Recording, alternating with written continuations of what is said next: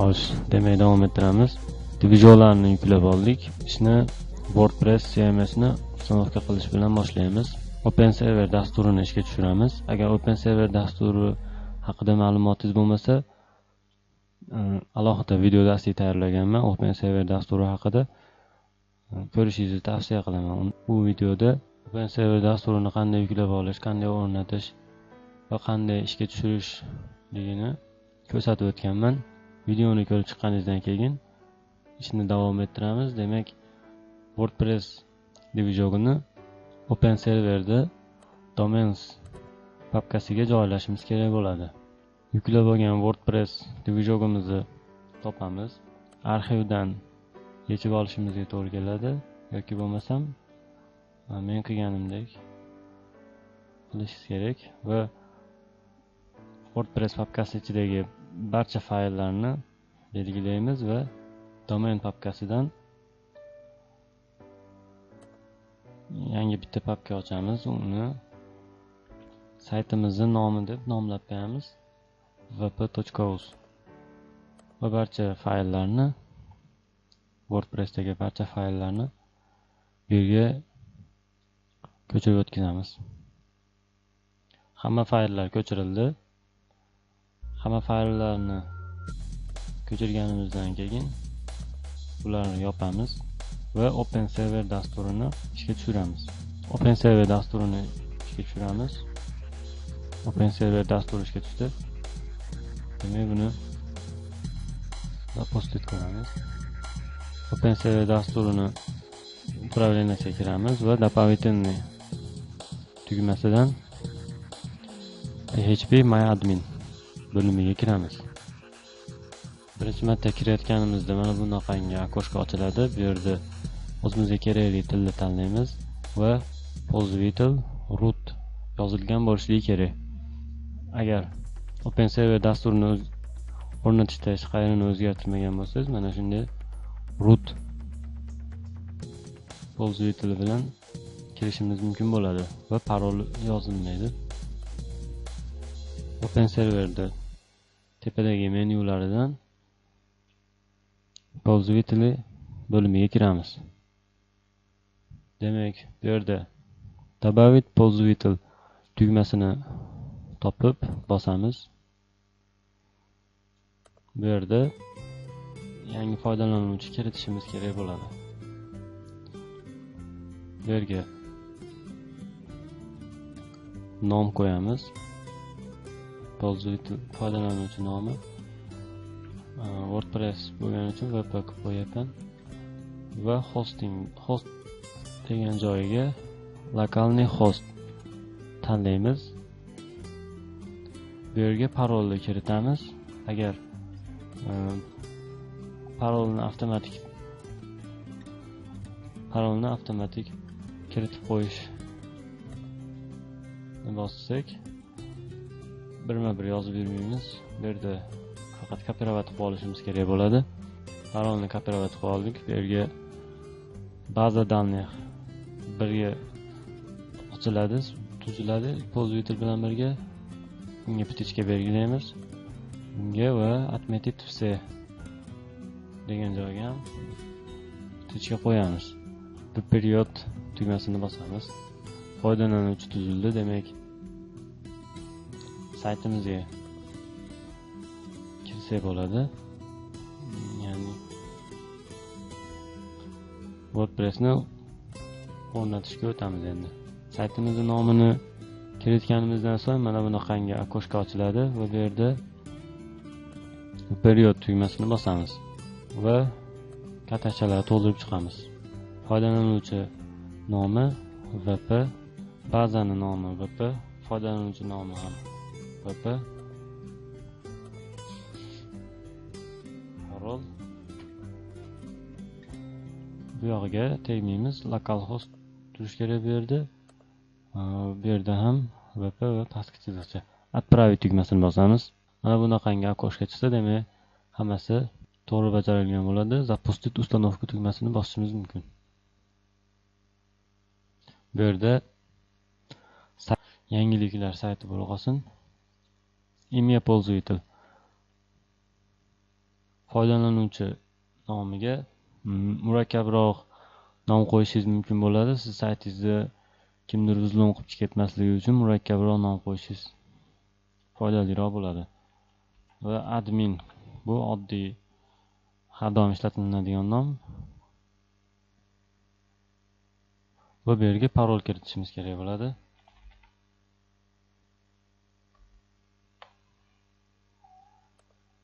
Parolni faqat esdan chiqarmaydigan qilib kiritishimiz kerak.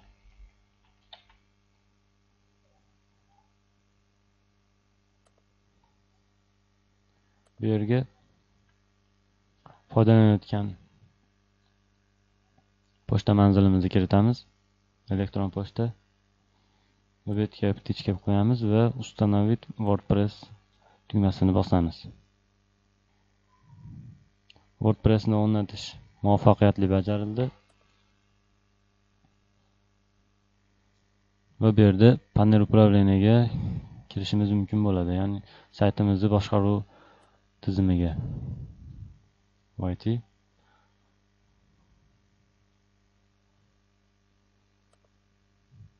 Loginni va parolni kiritamiz. Saytimizni boshqaruv paneliga o'tamiz.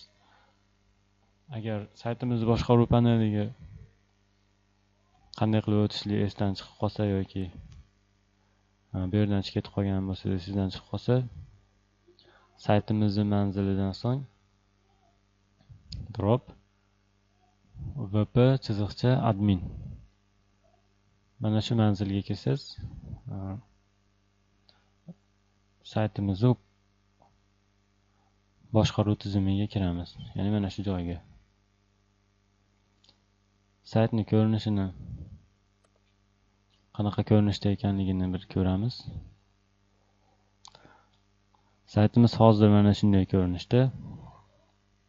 Bu yerda dizaynini o'zgartiramiz va qanday qilib yangiliklar kiritish haqida birozdan keyin gaplashamiz. Mana shu saytimizning ko'rinishi, hozirgi ko'rinishi. Demak, saytimizni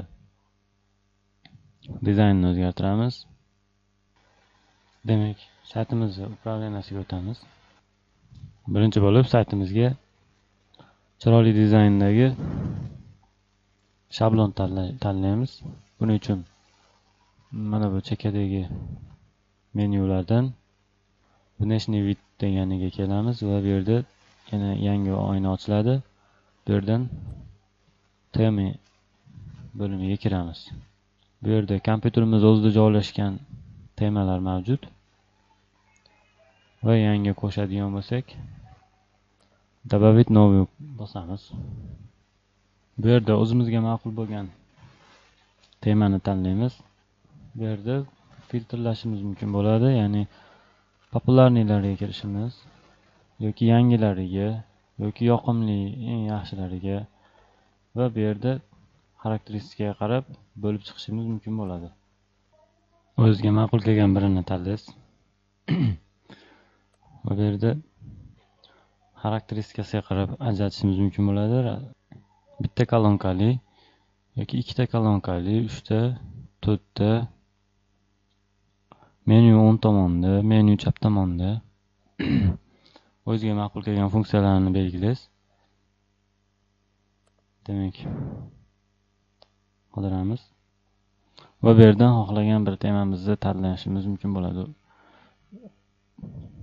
Tanlashdan oldin ko'rib olishimiz ham mumkin. Demo versiyasi qanday ko'rinishda bo'ladi. Ma'qul kelgan birini tanlaymiz. Va bu yerda yana bitta chiroyligi bor ekan. Установить tugmasini bosamiz. Tanlagan shablonlarimiz o'rnatildi, demak.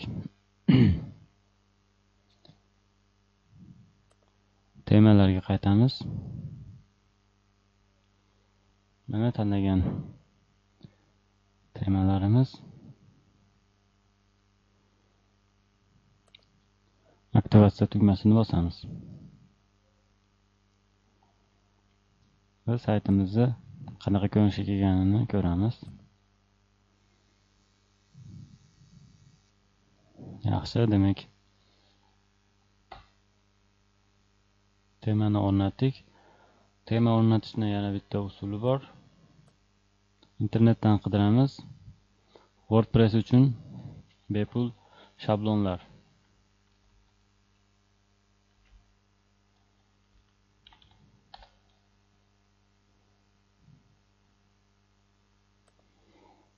Bittasiga kiramiz saytlardan. Saytdan o'zimizga yoqqan shablonni tanlaymiz. Biz saytimizga to'g'ri keladigan mavzudagi chiroyli shablonni qidiramiz. Mana bu temani tanladik. Demak, skachat tugmasini bosamiz. Yuklab olingan shablonni upakovkadan chiqaramiz yoki bo'lmasam domains papkasiga kiramiz, vp kiramiz. Bu yerda saytimizni papkasiga kiramiz. Bu yerdan vp content papkasiga kiramiz. Bu yerda yozilingan bu yerdagi themes papkasiga kiramiz. Va bu yerga yuklab olingan temani papkasini tashlaymiz. Ko'chirib oldik. Demak, temani papkasiga kirganimizdan keyin mana bunday barcha fayllar mana shu yerda joylashgan bo'lishi kerak.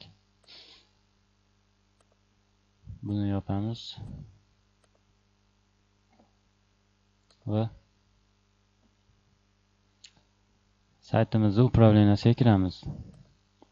Tema bo'limiga kiramiz. Va